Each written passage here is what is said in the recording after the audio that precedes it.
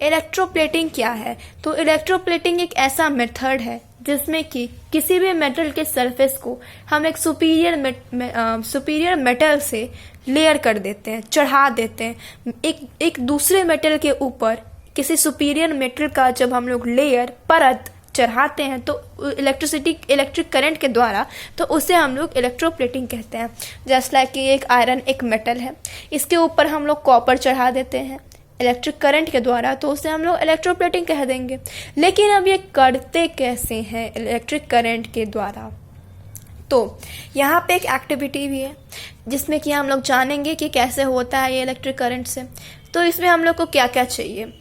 एक glass beaker जो कि यहाँ पे है, एक कॉपर का स्ट्रिप और एक आयरन का स्ट्रिप, एक बैटरी चाहिए हम लोग को, कॉपर सल्फेट का सॉल्यूशन जो ब्लू कलर का आप लोग देख रहे हैं, कनेक्टिंग कॉपर वायर्स यहाँ पर, और फिर एक स्विच और सैंड पेपर आयरन को घिसने के लिए ताकि उसमें कोई रस्ट ना रहे, और फिर डाइल्यूट सल्फ्यूरिक एसिड चाहिए हम लोग को, जिसे हम लोग को कॉपर सॉल्यूशन में मिलाना है। तो इसका मेथड क्या है? तो पहले आप लोग 3/4 ऑफ द कंटेनर, मतलब कि बीकर को, मतलब कि 3/4 पार्ट, 1/4 पार्ट तो बचा रह जाएगा, तो जो 3/4 पार्ट है उसको हम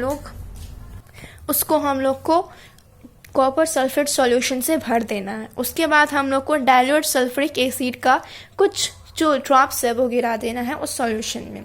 अब जो कॉपर का स्ट्रिप जो है, ये जो स्ट्रिप है, उसे हम लोग को positive terminal of the battery से कनेक्ट कर देना है।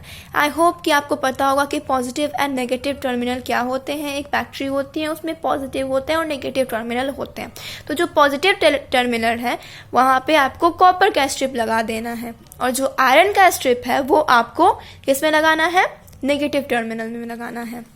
उसमें इसके बाद कहता है कि clean the iron strip with sand paper, उस पे सैंड पेपर से उसको क्लीन कर देना है और उसको negative terminal of the battery में लगा देना है, और एक स्विच भी लगा देना है।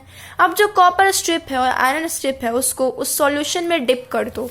यहाँ जो है वो डिप किया हुआ है, देख रहे हैं, तो इसका थोड़ा सा पार्ट ऊपर है, इसका भी थोड़ा सा पार्ट ऊपर है, और ये इसका पार्ट नीचे भी है। तो क्या करना है? अब हम लोग को ये एश्योर कर लेना है कि ये दोनों एक दूसरे को टच ना करें। अब क्या करना है? स्विच को ऑन कर देना है ताकि वो इलेक्ट्रिक करंट पास हो सके। उसके बाद देखते हैं क्या होता है। उसके बाद हम लोग ऑब्जर्व करेंगे कि डिपोजिशन एक रेड ब्राउन लेयर का, और जो कि कॉपर का होगा, वो आयरन स्ट्रिप पे आ जाएगा। मतलब कि यहाँ क्या कह रहा है ना कि कॉपर का जो डिपोजिशन होगा वो यहाँ पे आयरन स्ट्रिप पे आ जाएगा, जो कि किस कलर का होगा? वो रेड ब्राउन कलर का होगा, मतलब कि इस कलर का। तो इसके ऊपर ये डिपोजिशन आ जाएगा। इसी को तो बस इलेक्ट्रोप्लेटिंग कहते हैं, लेकिन अब इसको हम लोग डिटेल में यहाँ से पढ़ेंगे। अब ये क्यों हुआ भाई? तो जब कॉपर सल्फेट सॉल्यूशन को हम लोग पानी में डिसॉल्व करते हैं, मतलब कि ये कॉपर सल्फेट सॉल्यूशन था, उसको हम लोग पानी में डिसॉल्व किए थे, तो क्या हुआ था कि उसका पॉजिटिव चार्ज कॉपर आयंस बन गया था।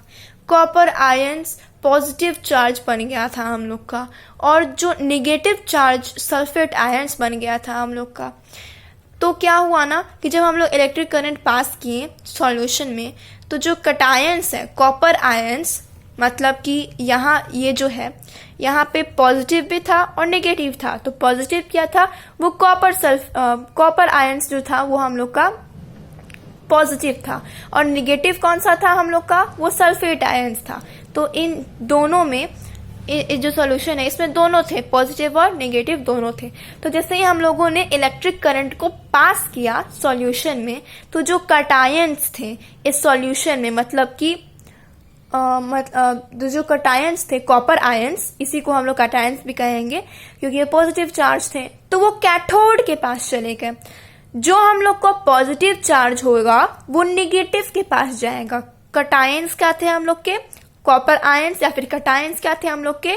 पॉजिटिव चार्ज थे, और पॉजिटिव चार्ज हमेशा नेगेटिव चार्ज के पास जाएगा, इतना ध्यान रखना है। तो क्या हुआ? जो कटायंस थे, मीन्स कि जो कॉपर आयंस थे और वो थे हम लोग के पॉजिटिव चार्ज थे। तो ये हम लोग का कहाँ चला गया, ये हम लोग का कैथोड पे चला गया जो कि नेगेटिव चार्ज था।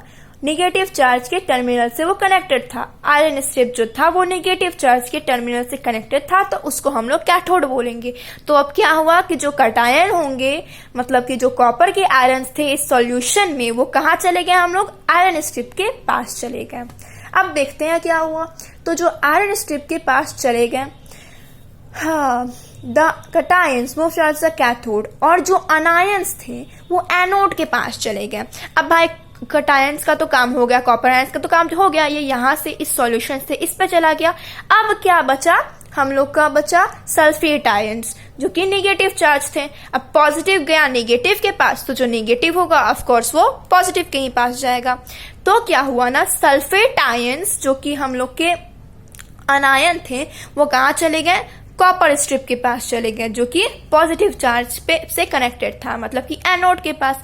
नेगेटिव चार्ज का सल्फेट आयन वो हम लोग का एनोड के पास चला गया।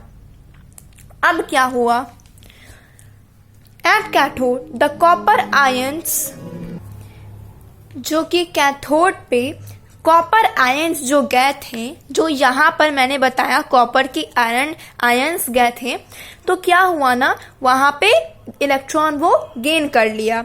ठीक, तो supply by the electric current, जो कि इलेक्ट्रिक करंट से सप्लाई किया गया था, वो इलेक्ट्रॉन गेन कर लिया और कॉपर की एटम बना लिया जो कि आयरन के स्ट्रिप पे डिपॉजिट हो गए। तो जब यहाँ से कॉपर सल्फेट के कॉपर आयन जो गया कॉपर सल्फेट सॉल्यूशन में, कॉपर के आयन भी थे और सल्फेट के आयन भी थे। कॉपर के आयन थे पॉजिटिव और सल्फेट के आयन थे नेगेटिव। तो कॉपर का जो पॉजिटिव आयन था वो हम लोग को आयरन स्ट्रिप के पास चला गया जो कि negative terminal of the cell से कनेक्टेड था। तो ये कैथोड बन गया, तो पॉजिटिव नेगेटिव के पास गया, तो यहाँ पे इसके ऊपर परत बन गया एक, मतलब कि जो परत था वो हम लोग का कॉपर का था। ठीक, तो उसके ऊपर परत बन गया। तो बस इलेक्ट्रोप्लेटिंग यही हो गया, हम लोग का तो हो गया। यही था हम लोग का ना कि किसी भी एक मेटल के ऊपर किसी दूसरे मेटल का जब परत बन जाता है तो उससे हम लोग इलेक्ट्रोप्लेटिंग करते हैं। इलेक्ट्रोप्लेटिंग यहाँ पे हो गया। लेकिन अब तो ये बात हम लोग का क्लियर होगा कि आयरन स्ट्रिप का क्या होना था। हम लोग का इसके ऊपर क्या था कि कॉपर आयन जो था वो हमारा जमा हो गया। अब हम लोग बात करते हैं कॉपर स्ट्रिप एनोड का। एनोड का क्या हुआ, तो एनोड पर क्या हुआ ना, जो सल्फेट आयन था वो ऑक्सीडाइज नहीं हुआ। मतलब कि क्या होना चाहिए था, अब कॉमन सेंस अगर हम लोग लगाएं साइंस से हटके, तो होना ये चाहिए था ना कि भाई अब कॉपर आयन इसके ऊपर जमा हो गया, वैसे ही सल्फेट का नेगेटिव, मतलब कि सल्फेट का आयन भी इसके ऊपर जमा होना चाहिए। लेकिन ऐसा नहीं होता है, वो ऑक्सीडाइज ही नहीं होते हैं। उसके जगह पे क्या होते हैं ना, जो कॉपर का एटम था कॉपर प्लेट से, वो उल्टा इलेक्ट्रॉन लूज कर देता है ताकि वो कॉपर आयन बना पाए। अब भाई हम लोग का यहाँ पर जो कॉपर आयन था वो तो एनोड कैथोड के पास चला गया, आयरन स्ट्रिप के ऊपर जमा हो गया, तो हम लोग के सॉल्यूशन में कमी हो गई, कॉपर आयन की कमी हो गई हम लोग के सॉल्यूशन में। तो अब ये कॉपर स्ट्रिप क्या करेगा ना, अपना जो परत है वो खोने लग जाएगा, वो लेयर अब तक छोड़ने लग जाएगा। यार यहाँ पे तो कमी हो रही है, चलो इस सॉल्यूशन में तो कमी हो रही है यार, चलो अपने कुछ लेयर जो है वो अपना छोड़ देते हैं, परत अपना हटा देते हैं ताकि ये बैलेंस रहे सॉल्यूशन हम लोग का। ऐसा सोचना किसका था, हम लोग का कॉपर स्ट्रिप का, और वो यही करता है। अब ये जब परत को छोड़ दिया अपना, तो वो जो परत है, वो जो लेयर है, वो हम लोग का कहाँ चला गया, उस सॉल्यूशन में चला गया। साइंटिफिकली हम लोग कैसे बोलेंगे कि जो कॉपर एटम था कॉपर प्लेट में, वो इलेक्ट्रॉन लूज कर दिया ताकि वो कॉपर आयन बना सके। तो कॉपर आयन इसका जो था वो सॉल्यूशन में वापस से चला गया। क्या हुआ कि सॉल्यूशन का खुद का जो कॉपर आयन था वो चला गया हम लोग का आयरन स्ट्रिप में, और ताकि इसमें तो कमी हो गई हम लोग के आयन की, जब इसमें चला गया वो, तो कॉपर स्ट्रिप क्या किया कि अपना कॉपर आयन को इसमें छोड़ दिया, इस सॉल्यूशन में। मतलब कि पहले इस सॉल्यूशन से आयरन स्ट्रिप पे गया, फिर ये देखा कि अरे ये तो इम्बैलेंस हो गया, तो ये अपना भी जो इलेक्ट्रॉन है वो छोड़ दिया ताकि वो कॉपर आयन बना पाए और वापस से सॉल्यूशन में चला गया। तो सॉल्यूशन से गया आयरन स्ट्रिप में, फिर यहाँ पे इम्बैलेंस हो गया तो कॉपर स्ट्रिप छोड़ दिया, फिर गया इस सॉल्यूशन में। बस यही था। तो अब इसका कंक्लूजन बस देख लेते हैं। तो हम लोग देख सकते हैं कि जो एनोड था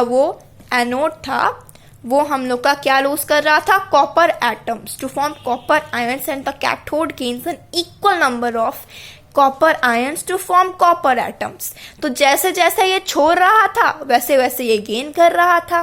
क्या गेन कर रहा था, कॉपर आयंस, और ये कॉपर का एटम्स बना दिया फाइनली।